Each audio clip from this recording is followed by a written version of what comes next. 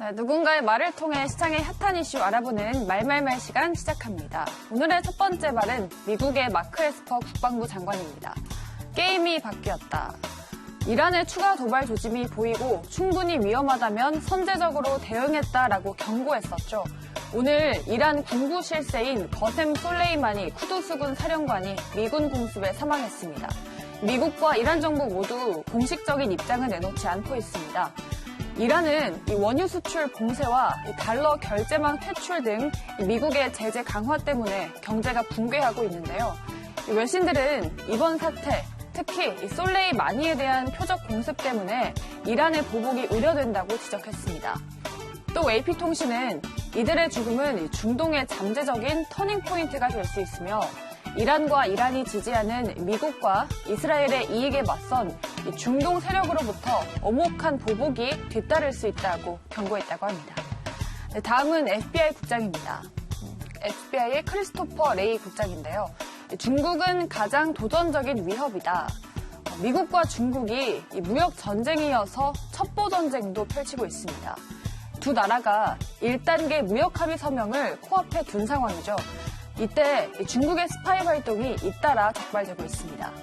이번에는 하버드대에서 일하던 중국인 연구원이 암세포 샘플을 양말 속에 넣어서 중국으로 출국하려다가 FBI에게 체포됐습니다.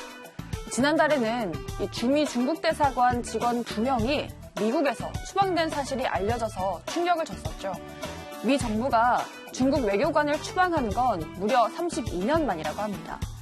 이 크리스토퍼 레이 FBI 국장은 중국은 미국이 직면한 가장 도전적이면서 중요한 위협이라고 말했는데요.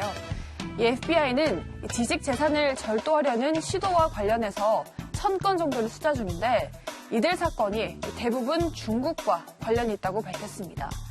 또 뉴욕타임스는 특히나 전직 고위 관리들이 중국 스파이의 목표 대상이다라고 지적하기도 했습니다. 다음 말은 우리나라입니다. 중소벤처기업부 장관인 박연선 장관입니다. 창업 지원 역대 최대다. 올해 부처별 영업 지원이 총 1조 4천억 원이 지원된다고 합니다. 작년에는 1조 1천억 원 정도였는데 올해는 작년과 대비하면 30%가 증가한다고 합니다. 역대 최대 규모를 기록할 전망이죠. 올해 추가로 발굴된 사업은 4차 산업혁명을 위한 패키지 사업을 비롯해서 농산업체 매출 증가와 일자리 창출을 위한 농업기술, 그리고 R&D 지원 등 21개라고 합니다. 여기에 더해서 올해 스타트업 육성 지원을 위해서 시설 공간 제공이나 플랫폼 조성처럼 다양한 사업을 전개할 계획이라고 합니다. 또 코리아 스타트업 센터는 스웨덴과 핀란드에 신규로 개소하는데요. 북유럽 선진 스타트업 창업 환경을 받아들이고 동시에 스타트업의 글로벌 진출에 전진기지 역할을 한다고 합니다. 또 중기부는 아시아를 대표하는 스타트업 축제로 컴업 2020을 육성 중인데요. 올해 주제를 AI, 인공지능으로 설정하고 AI 올림픽도 개최한다고 합니다. 여기에는 25억 원의 예산이 투입된다고 하네요. 다음은 위메이드입니다.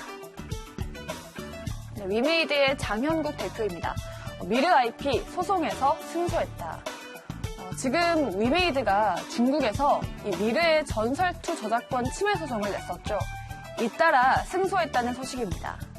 위메이드는 작년 말에 37게임즈 그리고 란샤, 상해 킹넷 등 중국 게임사를 상대로 소송을 냈었죠. 모두 승소 판결 받았습니다.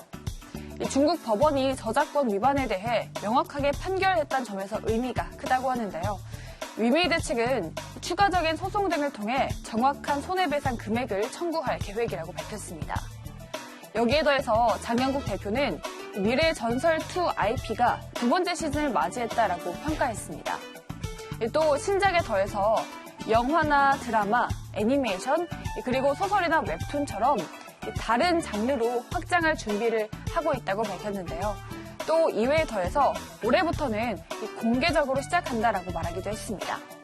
또 신기술인 블록체인에 접목한 게임 출시도 계획하고 있다라고 밝히기도 했습니다. 네, 이렇게 오늘도 게임 이슈까지 핫한 경제 이슈들 4가지 모두 알아봤고요. 지금까지 말말말 함께 하셨습니다.